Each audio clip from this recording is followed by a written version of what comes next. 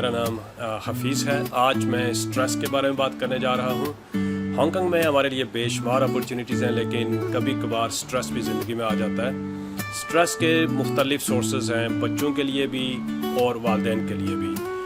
جو اسٹوڈنٹس ہیں، بچے ہیں یا ٹین ایجرز ہیں، ان کے لیے اسٹریس یہ ہے کہ بعض اوقات ان کی ایگزام کے اندر پرفارمنس اچھی نہیں ہوتی ہے، اس کی وجہ سے اسٹریس آ جاتا ہے، زبان کی وجہ سے آ جاتا ہے. اسی طرح بعض اوقات یہ ہوتا ہے کہ گھر کا ماحول مختلف ہے، جو باہر انوائرمنٹ ہے یا کلچر ہے وہ ڈفرینٹ ہے، اس کی وجہ سے بھی اسٹریس ہو جاتا ہے. پیرنٹس بھی پوری کوشش کر رہے ہوتے ہیں کہ بچوں کی ہیلپ کریں، جاب کر رہے ہوتے ہیں ساتھ، جس کی وجہ سے پیرنٹس کو بھی اسٹریس ہو جاتا ہے. تو آج ہم بات کریں گے کہ اس اسٹریس کے ساتھ آپ نے ڈیل کیسے کرنا ہے. تو اس کے لیے مختلف طریقے ہیں. سب سے پہلے طریقہ یہ ہے کہ آپ بچوں کے ساتھ بات کریں. یہ ہو سکتا ہے کہ بعض کا اس طرح بھی ہوتا ہے کہ بچہ جب گھر جاتا ہے آپ اسے بولتے ہو بیٹا کیسے ہو.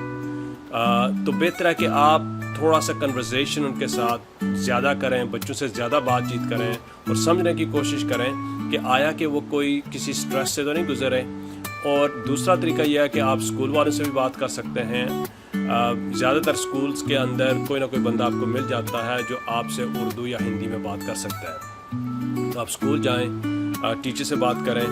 اور تیسرا یہ ہے، اس کا طریقہ کار یہ میرے خیال سے اسٹوڈنٹس کے لیے فائدہ مند رہے گا کہ آپ کو مثلاً اس بات پر خوشی منانی چاہیے کہ آپ صرف ایک کلچر کو بلانگ نہیں کرتے. آپ کا اپنا ایک کلچر ہے، اس کے علاوہ ہانگ کانگ کے کلچر کو بھی آپ سمجھتے ہیں، آپ اپنی زبان بولتے ہیں، اس کے علاوہ کینٹنیز بھی آپ بول لیتے ہیں، انگلش بھی بول لیتے ہیں. تو اپنی آئیڈینٹی جو ہے، یعنی ایک ملٹی کلچرل آئیڈینٹی، اسے آپ سیلیبریٹ کریں، بجائے اس کے کہ اس کی وجہ سے آپ مثلا اسٹریس کا سامنا کریں کہ کیونکہ مجھے شاید کینٹنیز اچھی طرح نہیں آتی ہے اس لیے باہر میں سروائیو نہیں کر سکتا ہوں.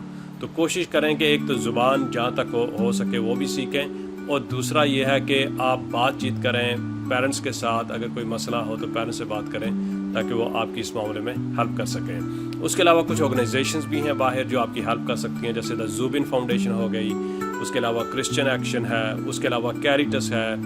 تو یہ آرگنائزیشن اسپیشلائز کرتی ہیں ایتھنک مائنورٹیز کی ہیلپ کرنے کے لیے. تو اگر آپ کو کسی قسم کی ہیلپ چاہیے تو آپ ان کے پاس بھی جا سکتے ہیں اور یہ بھی آپ کی ہیلپ کر سکتے ہیں. Thank you.